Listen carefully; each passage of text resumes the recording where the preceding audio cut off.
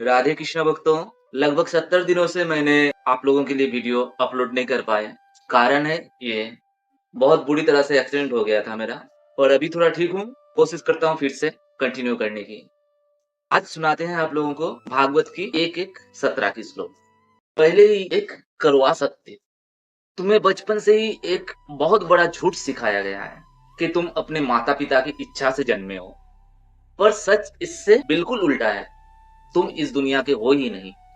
और जिस जगत को तुम सब कुछ मान रहे हो, वो सिर्फ एक नकली परछाई है। ये जगत के कुछ अल्पज्ञ ज्ञानियों ये सूचित करते हैं कि भगवान निष्क्रिय हैं, जबकि हमारी सभी शास्त्र हमें ये सिखाते हैं कि भगवान भी हमारी तरह एक व्यक्ति है, जिसका गुणगान श्रील व्यास, नारद, वाल्मीकि, मध्व, श्री चैतन्य, रामानुज, निम्बार्क, श्रीधर, विश्वनाथ, भक्ति विनोद, भक्ति सिद्धांत सरस्वती जैसे प्रमुख ऋषियों द्वारा की गई है। भगवान की बनाई अनंत कोटि ब्रह्मांड, चाहे वो आध्यात्मिक हो या भौतिक, समान रूप से आश्चर्यजनक है। समस्त ऐश्वर्य, सौंदर्य तथा ज्ञान से परिपूर्ण है और इसी कारण उन अल्पज्ञ लोग इन मिथ्या वस्तुओं की भोग लालसा में आकृष्ट होकर फंसते रहते हैं। क्योंकि उन्हें इस जगत की वास्तविकता का ज्ञान नहीं है, इस कारण वो इस मिथ्या भौतिक स्वरूप को ही सब कुछ मान बैठते हैं। उन्हें ज्ञान नहीं है कि ये सारी भौतिक सृष्टियां कुछ काल तक भगवान की उस आध्यात्मिक जगत की विकृत प्रतिबिंबों के रूप में प्रकट रहते हैं और फिर उसकी अवधि समाप्त होने पर भगवान की अवतार द्वारा संपूर्ण लोकों की विनाश भी किए जाते हैं। अब बताओ, अगर ये दुनिया असली होती तो फिर एक दिन सब कुछ खत्म क्यों हो जाता है?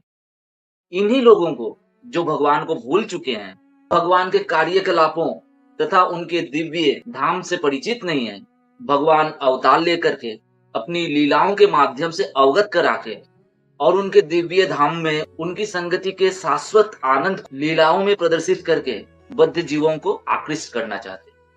क्योंकि भगवान श्री कृष्ण ही हमारे असल पिता है, परम पिता, मतलब उनकी इच्छा से ही हम इस जगत में सृष्टि हुए हैं, भगवान की बनाई और सृष्टियों की तरह ही। यहाँ आपके मन में जो सवाल उठते हैं, अगर भगवान हमारे पिता है तो वो हमसे दूर क्यों है? क्योंकि हम मोह और इस जगत को भोगने की लालसा से इस बात पर मुहर लगा देते हैं कि मुझे इस जगत में लाने वाले मेरे माता पिता हैं, जो एक भयंकर मिथ्या है। और अगर ये सत्य होती तो इस जगत के कितने सारे माता पिता कड़ी कोशिश के बावजूद भी निसंतान तो नहीं रहते। तुम्हें लगता है तुम सब जानते हो, पर तुम असल को भूल चुके हो। ये दुनिया तुम्हें असली लगती है क्योंकि तुम असली को जाना ही नहीं। ये दुनिया नकली है और सिर्फ नकली।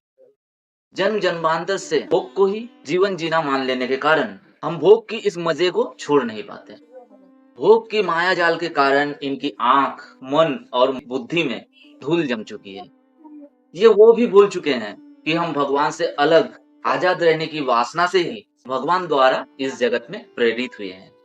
इसी कारण भगवान अपने लीलाओं द्वारा, भिन्न अवतारों एवं ऋषियों द्वारा हमें ये सिखाते हैं कि ये जगत कुछ ही दिनों के लिए बनी है, एक दिन विनाश भी हो जाएगी और तुम इस जगत के निवासी भी नहीं हो। तुम मेरे नित्य शाश्वत धाम की निवासी हो। यहाँ लौट आने की कर्म और कोशिश करो। अब नास्तिक जन बोलेंगे, भगवान हमें किस कारण से बुलाना चाहते हैं? देखो, हमारे भौतिक माता पिता से किसी कारणवश अगर हमारी बड़ी अनबन हो जाए और हम गुस्से से उनसे अलग होकर कहीं दूर रहने लगे, तो तुम्हें क्या लगता है वो हमें मन से त्याग देते हैं? कभी नहीं। किसी ना किसी से खबर लेते रहते हैं, चुपके से हमारे हाल पर नजर भी रखे होते हैं। अमीर माता पिता तुम्हारी जरूरत पे समय समय पे सामान भी भिजवाते रहते हैं, बीच बीच में तुम्हारी नाराजगी मिटाकर तुम्हें लौट आने को भी कहते हैं। जबकि भगवान श्री कृष्ण ही हमारे असली पिता हैं और समस्त ब्रह्मांड की मालिक भी है, फिर वो ऐसा क्यों ना करे? एक अधिक बुद्धिमान व्यक्ति, जिन्हें व्यास तथा नारद जैसे मुनियों के मार्गदर्शन प्राप्त है, वे जानते हैं कि भगवान का शाश्वत राज्य अधिक सुखी, अधिक विशाल, अधिक आनंद से पूर्ण है। भगवान श्री कृष्ण ही समस्त कारणों के कारण है। समस्त अवतारों के प्रधान स्रोत भी श्री कृष्ण ही है। ब्रह्मा, रुद्र, मनु, पृथु तथा व्यास उनके भौतिक गुणात्मक अवतार हैं, जबकि राम, निशिंग तथा वामन उनके दिव्य अवतार कहलाते हैं। और श्री कृष्ण पूर्ण अवतार है, अर्थात स्वयं भगवान। व्यासदेव जी के शास्त्र द्वारा जब किसी को ये सारी ज्ञान हो जाती है, फिर उसे इस जगत तुच्छ लगने लगती है, फिर वो ना ही भोगपूर्ण कर्म में और ना ही भौतिक चिंता में लीन रहते हैं। जो वास्तविक सेवा एकमात्र भगवान की होनी चाहिए, वे एक भक्त के रूप में सारे कर्म उन पे ही जाके समाप्त होते हैं। ऐसी कर्मों द्वारा उनकी सेवा में तत्पर हो जाते हैं। अगर आज भी तुमने ये ना समझा, तो बार-बार इस नकली दुनिया में फंसते रहोगे।